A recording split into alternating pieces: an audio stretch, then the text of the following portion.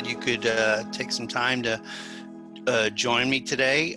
This is going to be I think a good call, but I think we got a little light on attendance just because of the holiday weekend, but this is an important topic. We're talking about customer service and raising that bar. And this is something that we really need to focus on during this unusual time. So I'm going to open up with an unusual statement. And that statement is, we do not want to satisfy our customers. Customer satisfaction is extremely bad. And that sounds like that's the stupidest thing you've ever heard. But I want us to think about this a little differently. And the point is, customer satisfaction is something that, while we have to get to that level, but that is a bare bones minimum on what we need to be doing. We really need to go way past customer satisfaction. Because when you start thinking about what happens when you're satisfied, as a consumer, you go to a restaurant, service is fine, food's okay, you're satisfied, you're full, but it's like, okay. Now, after that, somebody comes along and says, hey, you got to go try XYZ restaurant. Well, you have no loyalty to that other restaurant. Like, yeah, sure, I'm always looking for something better. And that's the point with customer service. We have to be locking our customers in. And so, when you're delighted with a restaurant, you'll try a different restaurant just for something different, but you're still going to keep going back to that. You got your core restaurants that you may go to. So that's where I want us to start thinking about this a little different.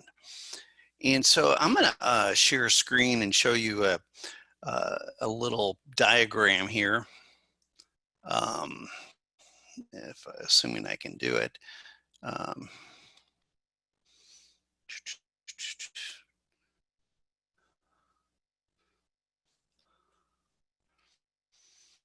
And this is a customer service hierarchy.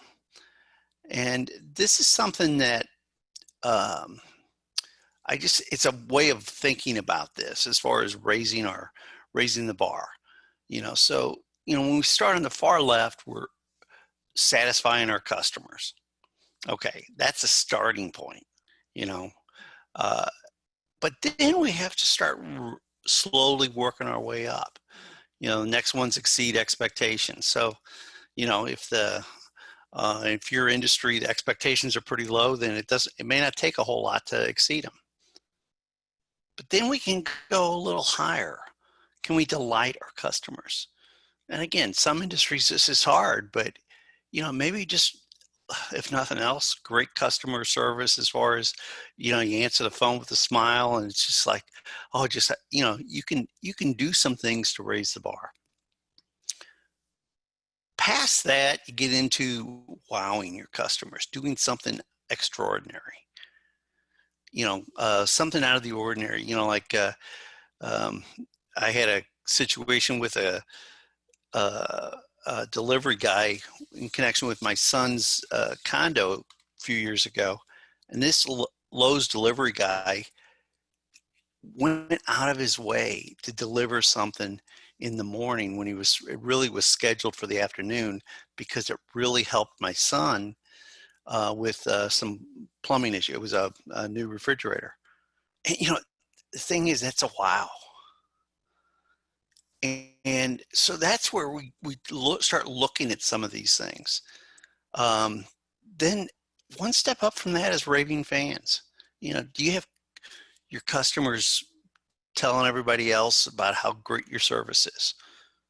Again, these are just things that we need to be thinking about. Now, these last two are ones that we may not get to, and that's okay. But like creating waves of lust. This was coined by Andy Grove from Intel, back in the 80s and 90s. where everybody had to have the newest Intel chip. You know, now Apple's really done this well. People stand in lines to get the newest Apple phone, iPhone, but it, and 3 weeks later they could get it with it just walking in the store. So people are lusting after these things. And then that top one, is only ones who do what you do the way you do it. And that's a matter of combining the product or service with how you do it, how you deliver it, how you treat after the sale, to where people just, that's who I'm going to go with. I'm not, I'm always going to buy a car from this dealer or whatever it is. And that is something that it's hard to get there. But this is just a way of thinking about it.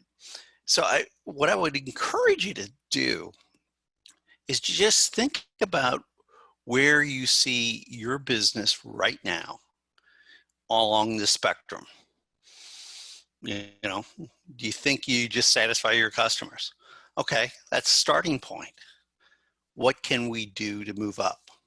So wherever you are, just think about it and say, okay, now let's make a goal of how do we get one step up. So how do we do this? And so the thing is, what we want to do, we talked about last week in the Zoom call on selecting the right customer. We have to define our customers, because we can't do these outstanding services for everybody, because some people don't appreciate it. And so they just don't want it.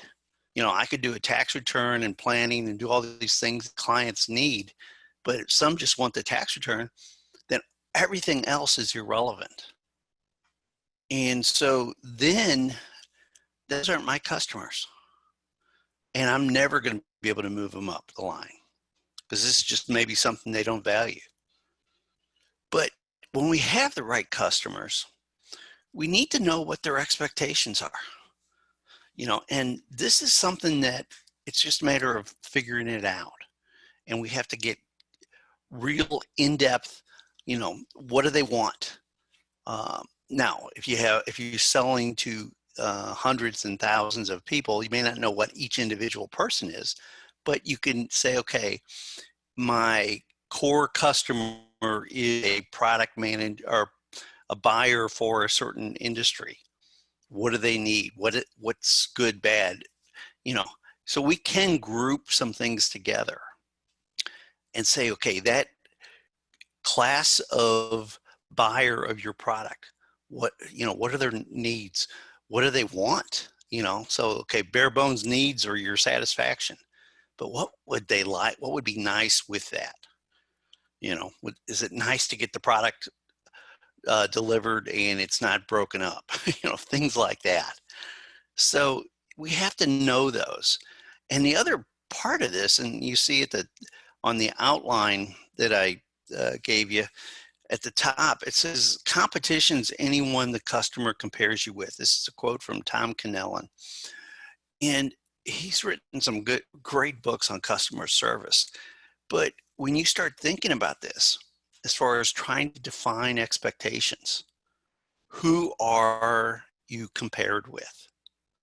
And that is something, like in my case, my clients could compare me to their attorney, to their financial advisor, their insurance agent. There's a handful of people. And you say, well, they're not in the same, field. Our services don't overlap. That's true, except if I don't return calls as fast as the attorney does, which again, that's a low bar. But no, it's a matter of how, if somebody returns calls quickly, then I can be compared with them. And then all of a sudden it's into expectations. Amazon has messed up a lot of businesses that aren't in competition with them just by expectations on free freight and things like that. And so this is where you have to start thinking broader than just your individual business. I mean, you got to focus on the individual side, but then you do have to think about what are those expectations that are coming out of left field. Now, once we know what the client's expectations are, we're obviously going to try to exceed them, but sometimes they're unrealistic. I can't necessarily do a tax return for somebody that walks in on April 14th and expects it by the 15th. I can't do it. It's just, I'm not set up for it, and I don't want to do it.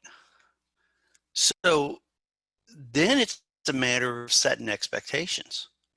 And that's the part where we have to be very clear as far as what we can do. And this gets into education, and planning and other things that we've talked about over the last few weeks. So how can we set expectations for our clients and help them come up with reasonable expectations? And so this is where we have to focus on. And how do we move the customers then? Sometimes it's small things, an extra phone call or two, checking on how the shipment was or how the service was, just a note, a thank you note. These are things that can help us move this. And sometimes it's surprises, if you do something unusual for a customer, that again, we just have to be looking for this. So I'm going to show you another way of looking at this. And again, this is just a different way of trying to isolate how to improve. And this is a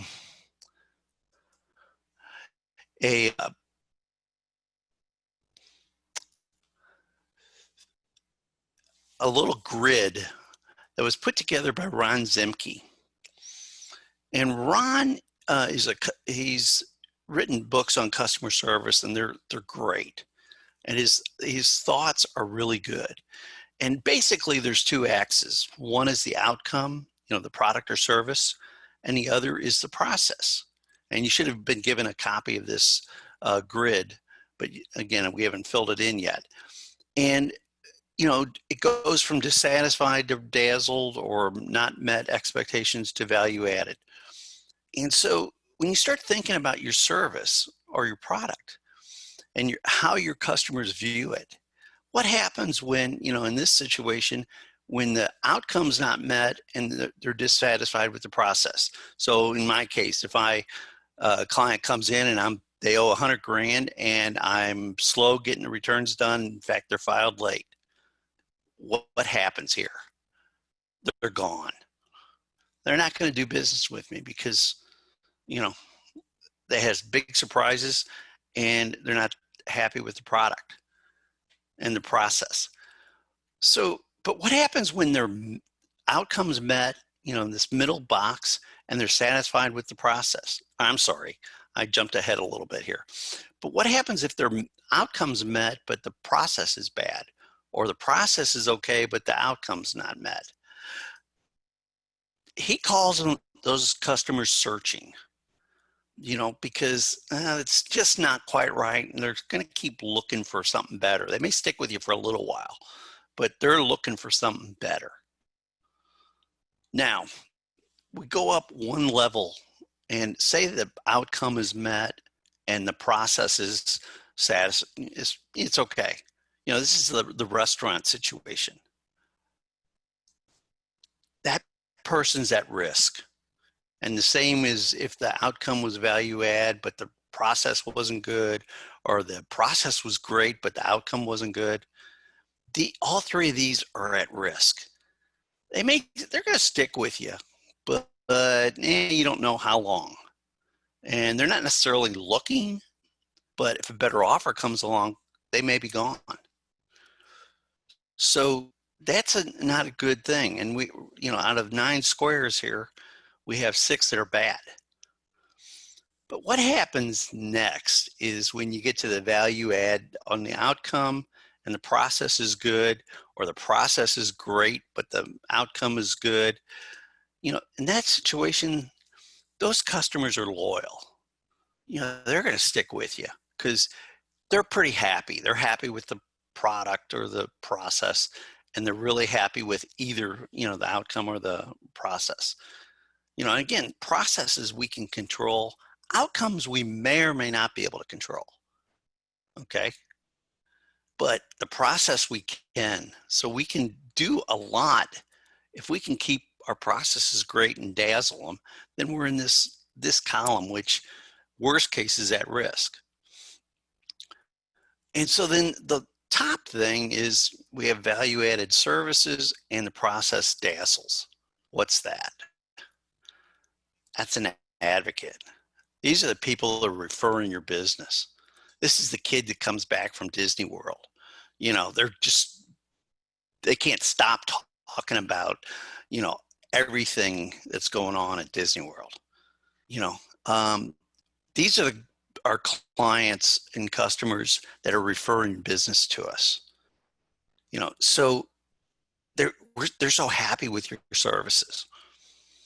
The loyal ones are going to refer some, but the advocates are going to be just spewing referrals. And it's hard to get clients to that point. So this isn't, like I said, an unusual way of looking at it, but I think it hits home. We can control these processes and we can keep moving customers up. And then our outcomes, we can keep improving those. Like in my case, I can't control whether the client owes money on taxes, but through planning, I can have them prepared for it. I might not ever get to value add because if they owe money, they're still going to be ticked off, but I might be able to have the outcome acceptable. Okay. This is where I can still keep a client in a loyal spot if my processes are good. So this is where we have to be thinking about it, or it's another tool. So,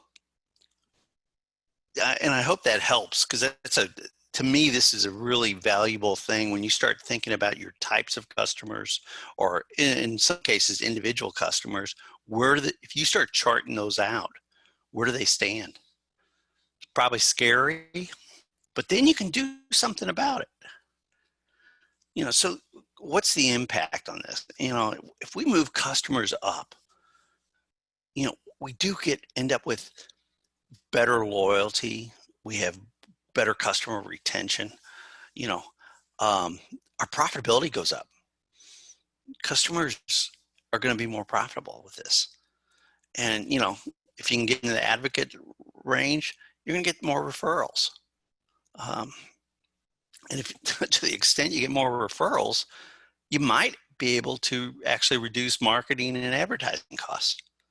Because what's the cost of getting a new customer versus an existing customer? The new customer costs a lot more to acquire. Like in my case, the first 2 years, I lose money on clients, on new customers. I don't start making money until year 3. That's if I'm doing everything right. So what's our key takeaway today? And I realize I'm running a little longer than normal, but if we can improve our loyalty, this impacts our profitability. And when we're more profitable, we can pay our team members better and provide a little better culture. We can, better environment. We have better team retention. What's that going to do? Well, that's going to improve our customer delight, which then impacts loyalty. And we created a positive cycle upward. So I hope that helps, because this is really a key piece to making our businesses really run right. So that was pretty much what I wanted to cover today. We have time for a few questions, and I realize I'm running a little late on this. If you want to email any questions, or if you'd like to, throw them in the chat box, and then we can answer them real quickly. Let's see, I do have one to start off with here. With everything going on, I can't really afford to add more services. How does this work? to raise customer service when I can't afford to spend more money. One of the things, it's sort of counterintuitive, but it isn't necessarily going to be more costly to add better services. Sometimes there's something that your customer values that doesn't cost you much to provide. You can throw it in. Maybe you give them a 50% discount and they're happy. What's the cost of a phone call? It's your time. What's the cost of keeping a customer, for life? That's priceless. We talked about that before. So, sometimes it's some simple things. It's following up on customer had a problem. We follow up. We ask about it. And we didn't really get into taking care of customers that have problems, but that whole customer service recovery issue, it can be a real positive thing. And we'll talk about that sometime in a future call. But, this is something that it's not always expensive to do some of these things. So I do want you to think about that. Let's see, any other calls here or any other questions? Let's see. I feel like the customer expectations are a moving target. And yeah, that is correct. It does change over time. And that's why you can't just do this and say, okay, it's done and put it away for 10 years. This is a constant thing. We have to look at this maybe several times a year, maybe once a year. It just depends on your industry a little bit. But we have to keep focusing on what are the expectations, because as they change, we have to adjust what we're doing.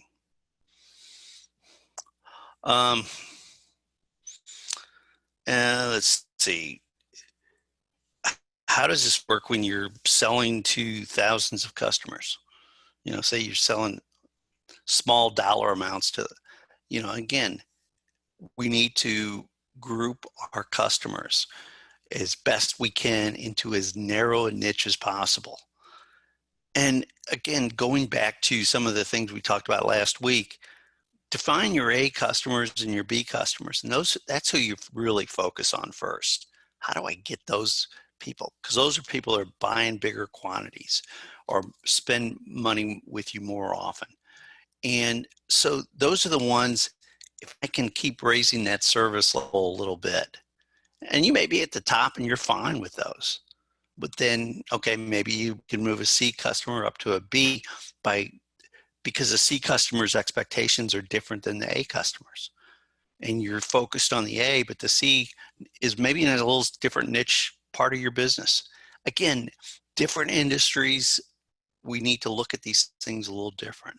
So it's just a matter of tearing down your business a little bit as far as the customer profiles and then build it back up. So let's see, any other questions? Anybody have any? And I know this is, like I said, a light meeting today, but let's see.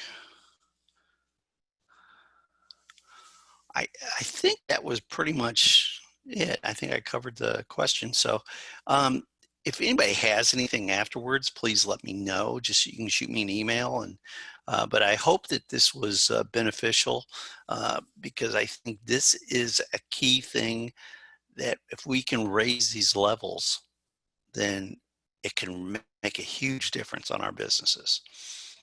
So with that, I'm going to go ahead and close this down. Thanks again for participating. I'll send you a copy of the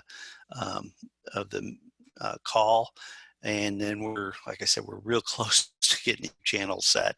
So, and the new website. So we'll roll that out probably even next week.